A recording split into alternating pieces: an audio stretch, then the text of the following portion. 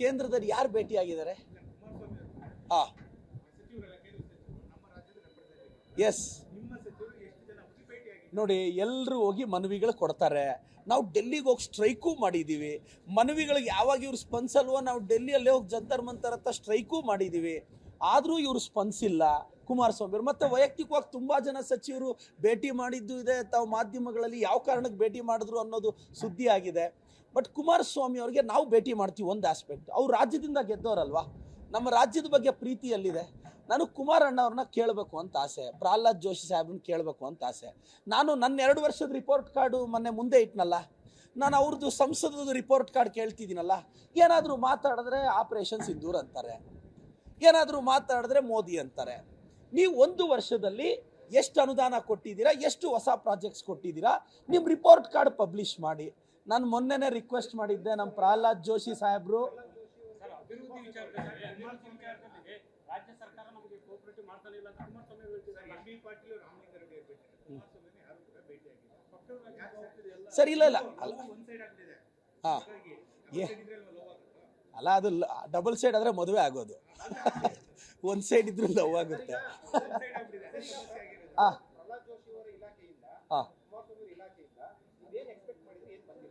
Sir, ರಾಜ್ಯಕ್ಕೆ ನಾನು ಒಂದು ನಿಮಿಷ ಸರ್, ರಾಜ್ಯದಿಂದ ನಾವು ಬಹಳಷ್ಟು ಮನವಿಗಳನ್ನ ಕೊಟ್ಟಿದ್ದೀವಿ.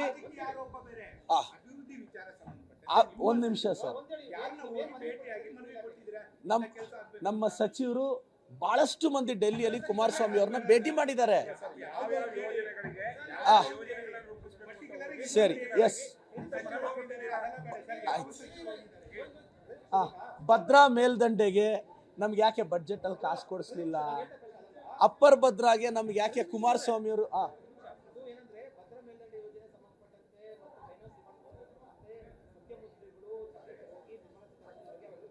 ಅದೇನೋ ಅಧಿಕಾರಕ್ಕೆ ಬಂದ್ರೆ ಮೇಕೆ ದಾಟು ಬಿಡ್ತೀವಿ ಅಂದಿದ್ರಲ್ಲ ಕುಮಾರಸ್ವಾಮಿ ಅವರು.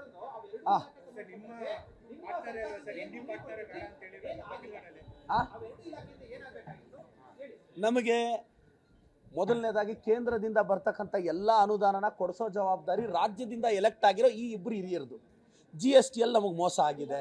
ಕೇಂದ್ರದಿಂದ ರೈಲ್ವೆ ಪ್ರಾಜೆಕ್ಟ್ಸ್ ಅಲ್ಲಿ ಬರೋ ಅನುದಾನ ನಮಗೆ ವಿಳಂಬ ಆಗಿದೆ. ಸ್ಟೇಟ್ಗೆ ಪ್ರಾಪರ್ ರೈಲ್ವೆ ಬಡ್ಜೆಟ್ಸ್ ಇಲ್ಲ. ನೀರಾವರಿಗೆ ನಮ್ಗೆ ಕೊಡಬೇಕಾಗಿರೋ ಹಣ ಕೊಡ್ತಿಲ್ಲ. ಮೇಕೆದಾಟು ಯೋಜನೆಯನ್ನ ಡಿಲೇ ಮಾಡಿದ್ದಾರೆ. ನಾನು ಹೇಳ್ತಾ ಇರೋದು ಏನು ಗೊತ್ತಾ, ನಾನು ಕುಮಾರಸ್ವಾಮಿ ಅವ್ರನ್ನ ಪ್ರಹ್ಲಾದ್ ಜೋಶಿ ಅವ್ರನ್ನ ಅದಕ್ಕೆ ಕರಿತಿರೋದು. ತಾವು ಮಾಧ್ಯಮದ ಸ್ನೇಹಿತರು, ಅವರಿಬ್ಬರನ್ನು ಒಪ್ಪಿಸಿ ನಿಮ್ಮ ಮುಂದೆನೇ ಕುತ್ಕೊಳ್ಳೋಣ. ನಾನು ಅವ್ರು ಎಲ್ಲಿ ಹೇಳಿದ್ರೆ, ನಾನು ಪಾಪ ಹಿರಿಯರಿದ್ದಾರೆ ಅವ್ರು. ಅಲ್ಲ, ಒಂದು ನಿಮಿಷ, ಅವ್ರು ಏನ್ ಸರ್? ಅಲ್ಲಲ್ಲ, ಅದ್ರ ಇನ್ನೆಲ್ಲ ಇನ್ನೊಂದು ಹೇಳ್ತೀನಿ. ನಾವು 1952 ಪ್ಲಾನಿಂಗ್ ಕಮಿಷನ್ ಅಂತ ಸ್ಟಾರ್ಟ್ ಮಾಡಿದ್ರೆ ನಮ್ಮ ಯೋಜನೆಗಳನ್ನೆಲ್ಲ ಇವ್ರು ಚೇಂಜ್ ಮಾಡಿಬಿಟ್ಟು ನೀತಿ ಆಯೋಗ ಅಂತಿಟ್ಟು ಸೌಜನ್ಯಕ್ಕೆ ನಮ್ಮ ಮುಖ್ಯಮಂತ್ರಿಗಳಿಗೆ ಗೌರವದಿಂದ ಆದರೂ ಇವ್ರು ಆಹ್ವಾನ ಕೊಡಬೇಕು. ಅವ್ರು ನಮ್ಮನ್ನ ನಾವು ಎಷ್ಟು ಸಲ ಹೋಗಿ ನಮ್ಮ GST ಇಂದ ಪ್ರತಿಯೊಂದು ಅನಾದಾನ ಕೇಳಿದ್ರು ನಮಗೆ ನೆಗ್ಲೆಕ್ಟ್ ಮಾಡ್ತಿದ್ದಾರೆ. ನಾನು ಇದೇ ಪ್ರಶ್ನೆನ ಕುಮಾರಸ್ವಾಮಿ ಅವ್ರನ್ನ ಪ್ರಹ್ಲಾದ್ ಜೋಶಿ ಅವ್ರನ್ನ ಕೇಳ್ತಿರೋದು. ಕುಮಾರಸ್ವಾಮಿ ಅವರೇ, ಜೋಶಿ ಸಾಹೇಬ್ರೆ, ತಾವು ಡೆಲ್ಲಿಯಲ್ಲಿ ಟೈಮ್ ಕೊಟ್ಟರು ನಾನು ಬರ್ತೀನಿ, ಆದರೆ ಚರ್ಚೆ ಮಾಧ್ಯಮದ ಮುಂದೆ ಆಗಲಿ ಅಂತ. ಅಲ್ಲ, ಹಂಗಾದ್ರೆ ಶಾಸಕನಿಗೆ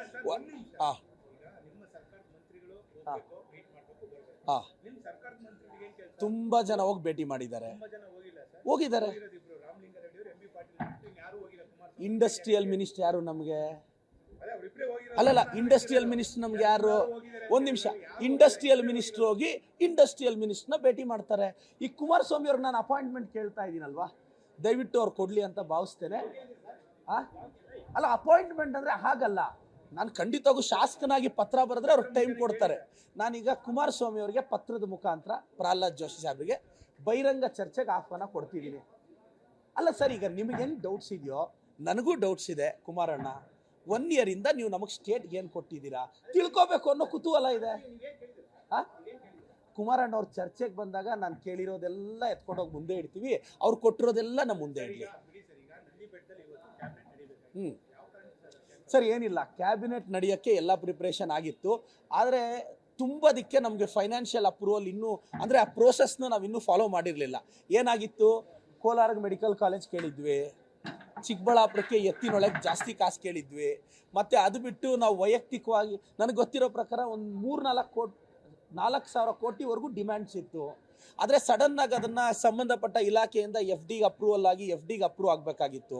ಸೊ ಅದನ್ನು ಅಪ್ರೂವ್ ಮಾಡ್ದೇನೆ ಆ ಭಾಗದಲ್ಲಿ ಮೀಟಿಂಗ್ ಇಡೋದು ಬೇಡ ಅಂತ ನಾವೆಲ್ಲ MLAಗಳೇ ವಿನಂತಿ ಮಾಡಿದ್ದ ಕಾರಣಕ್ಕೆ. ಇಲ್ಲ, ಅನುದಾನ ಕೊರತೆ ಇಲ್ಲ, ಸರ್ಕಾರ ಸುಭದ್ರವಾಗಿದೆ. ಅಪ್ರೂವಲ್ ಬೇಕಲ್ಲ ಸರ್. ಅಂದರೆ ಈಗ ಸಪೋಸ್ ಈಗ ಒಂದು ಟೂರಿಸಮ್ ಫಾರ್ ಎಕ್ಸಾಂಪಲ್ ಹೇಳ್ತೀನಿ.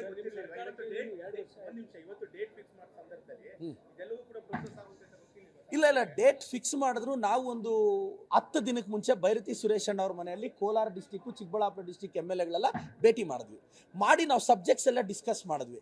ಆದರೆ ಅದು ಸಂಬಂಧಪಟ್ಟ ಇಲಾಖೆಯಿಂದ ಫಾರ್ವರ್ಡ್ ಆಗಿ FDಗೆ ಬರೋದಕ್ಕೆ ಒಂದು ಪ್ರೋಸೆಸ್ ಇತ್ತು. ಈಗ ಫಾರ್ ಎಕ್ಸಾಂಪಲ್ ನಾವು ನಂದಿ ಟೂರಿಸಮ್ಗೆ 25 ಕೋಟಿ ಕೇಳಿದ್ವಿ ಬೆಟ್ಟದ ಮೇಲೆ ಡೆವಲಪ್ ಮಾಡೋಕ್ಕೆ. ನಂದಿ ಟೆಂಪಲ್ಗೆ ಒಂದು 5 ಕೋಟಿ ಕೇಳಿದ್ವಿ. ಅಷ್ಟಲ್ಲದೆ ಜಕ್ಕಲ್ಮಡುಗು ರಿಸರ್ವಾಯರ್ ಹೈಟ್ ರೈಸ್ ಮಾಡೋಕ್ಕೆ DPRಗೆ 50 ಕೋಟಿ ಕೇಳಿದ್ವಿ. ಆದರೆ ಅದು ಇರಿಗೇಷನ್ ಡಿಪಾರ್ಟ್ಮೆಂಟಿಂದ ಎಸ್ಟಿಮೇಟ್ ಆಗಿ FDಗೆ ಬಂದು ಅಪ್ರೂವಲ್ಲು. ಸೊ ನಿನ್ನೆ ಮೀಟಿಂಗಲ್ಲಿ ಕೂತಾಗ ಕೆಲವು ಸಬ್ಜೆಕ್ಟ್ಸ್ ಮಾತ್ರ ಬರುತ್ತೆ, ಲೈಕ್ ಎತ್ತಿನೊಳೆ ಬರ್ಬೋದು, ಮಿಕ್ಕಿದ ಯಾವುದಕ್ಕೂ ಅಪ್ರೂವಲ್ ಸಿಗಲ್ಲ ಅನ್ನೋ ಕಾರಣಕ್ಕೆ ನಿನ್ನೆ ಬೆಳಗ್ಗೆ ಒಂದು 11:30 ನಾವು ಶಾಸಕರೆಲ್ಲ ಹೋಗ್ಲಿ ಸರ್ ಇನ್ನೊಂದು ಡೇಟ್ ಮುಂದಕ್ಕೆ ಆಗ್ಬೋದು ಅಂದಾಗ ಅಷ್ಟೇ ಸಬ್ಜೆಕ್ಟ್ಸ್ ಇಡ್ಬೋದಾಗಿದ್ದರೆ ಇವತ್ತು ನಡೆಸ್ತಾ ಇದ್ರು. ಸೊ ನಮ್ಗೆ ಇನ್ನೂ ಭಾಳ ಡಿಮ್ಯಾಂಡ್ಸ್. ಈಗ ನಾನು MRIಗೆ 18 ಕೋಟಿ ಕೇಳಿದ್ದೀನಿ ಚಿಕ್ಕಬಳ್ಳಾಪುರ ಫಾರ್ ಎಕ್ಸಾಂಪಲ್. MRIಗೆ 18 ಕೋಟಿ ಬೇಕು. ನಮ್ಮಲ್ಲಿ MRI ಮಿಷಿನ್ಗೆ 11 ಕೋಟಿ ಪ್ಲಸ್ ಪರ್ಚೇಸ್ಗೆ 18 ಕೋಟಿ ಬೇಕು. ನಾನು 18 ಕೋಟಿ ಎಲ್ಲಿಂದ ತೊಗೊತಾ ಇದ್ದೀನಿ? ಕರ್ನಾಟಕ ಎಕ್ಸಾಮಿನೇಷನ್ ಅಥಾರಿಟಿಯಲ್ಲಿ CET ಎಕ್ಸಾಮ್ ಫೀಸ್ ಕಟ್ಟಿರ್ತಾರಲ್ಲ ಆ ದುಡ್ಡನ್ನ ತೊಗೊಂಡು FD ಅಪ್ರೂವಲ್ ತೊಗೋಬೇಕು. ಇದೆಲ್ಲ ಡಿಲೇ ಆಗಿದ್ದಕ್ಕೆ ಸ್ವಲ್ಪ ಮುಂದೆ ಹೋಯ್ತು ಸರ್ ಅಷ್ಟೇ.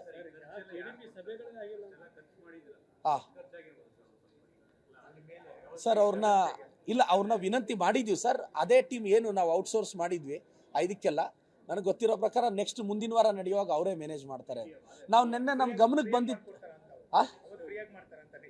ಅಲ್ಲ ಏನು ಸರ್ ಏನಾಗಿತ್ತು ನೋಡಿ, ಅಲ್ಲೇನು 1 ಕೋಟಿ ರೂಪಾಯಿ ಖರ್ಚು ಮಾಡಿ ನಾವು PWDಯಿಂದ ರೋಡ್ಸ್ ಹಾಕಿದ್ವಿ, ಅದು ವೇಸ್ಟ್ ಆಗಲ್ಲ. ಆ ವೆಲ್ಕಮ್ ಬೋರ್ಡ್ ಒಂದು ವೇಸ್ಟ್ ಆಗುತ್ತೆ, ಅದನ್ನ ಮತ್ತೆ ಹಾಕಿಸ್ತೀವಿ. ಇಲ್ಲ ಸರ್, ನೆನ್ನೆ ಎಲ್ಲ ತಡೆದಿದ್ದೀವಿ ನಾವು.